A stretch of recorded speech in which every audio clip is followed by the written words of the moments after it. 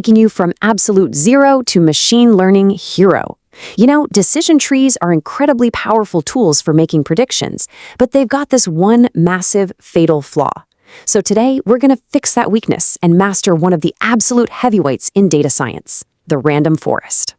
Picture this. You're making a really important life decision. Instead of trusting just one single expert who, honestly, might be biased or just having a bad day, what if you gathered a giant council of independent experts? They all look at the problem, give their opinion, and then you just take a vote on the best outcome. Well, that core idea, that's exactly what we're building into our machine learning models today.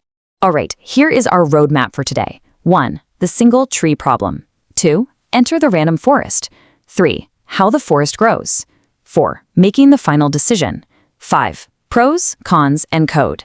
And 6. Real-world forest magic. Let's jump in.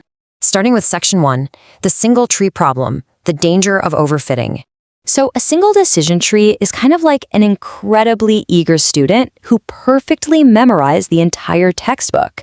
I mean, they know every single detail of the practice tests. But the second the actual exam drops a new, slightly unexpected question in front of them, they completely freeze up. They overfit the training data. They didn't actually learn the underlying concepts, right? They just memorized the past. In a machine learning, that is a huge problem because we absolutely need our models to generalize to totally new, unseen data. Which brings us to section 2. Enter the random forest, the wisdom of the crowd. To fix our overly enthusiastic student, we use something called ensemble learning. Sounds fancy, but it literally just means combining multiple machine learning models together to boost our overall accuracy.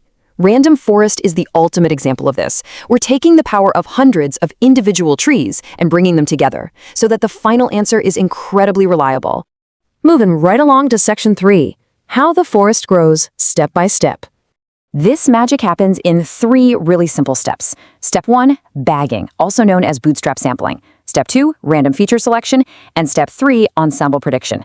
Now, I know those sound like scary academic terms, but stick with me, they're going to make perfect sense in just a second. The whole secret sauce here is diversity. So step 1, bagging, means we don't just hand every tree the exact same data. We create random subsets.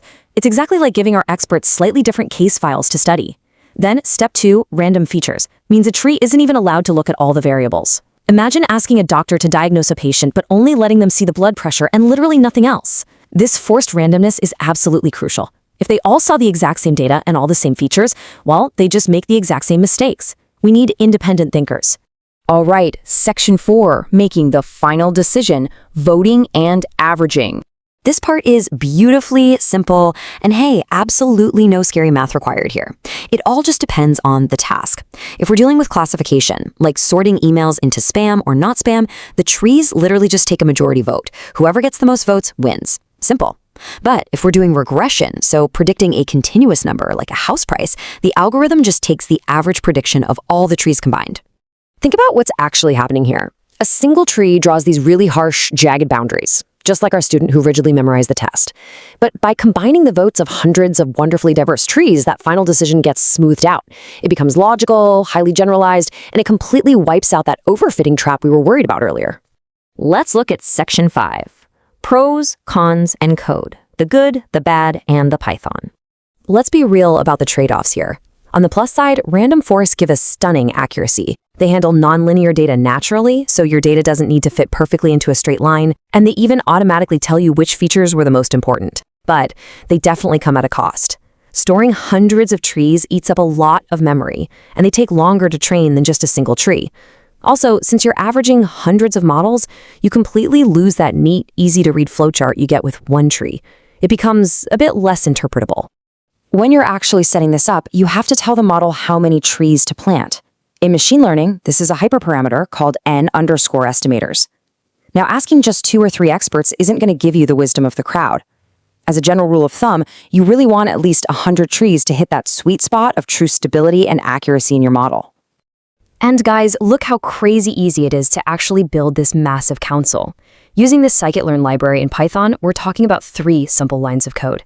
You define your model and set your 100 trees, you fit it to your training data, and bam, you make your predictions.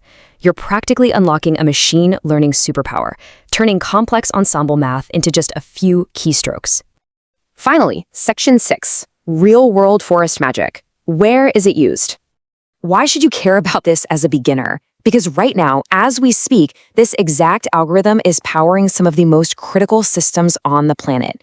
It's churning through massive data sets to catch credit card fraud in milliseconds. It's helping doctors predict diseases. It's driving stock market analysis, powering the recommendation systems that tell you what to buy next, predicting crop yields for farmers, and even helping self-driving cars spot obstacles on the road. It is just wildly versatile. But here's the catch. As amazing as Random Forest is, especially for neat, structured, tabular data like spreadsheets, it does hit a wall. What kind of algorithm could possibly step up when we're dealing with insanely complex, high-dimensional space where we need mathematically perfect boundaries between our classes? Well, that brings us right to our next explainer on support vector machines, or SVM. Make sure you hit subscribe so you don't miss that next huge step in your machine learning journey. Until then, get out there and start planting some random forests!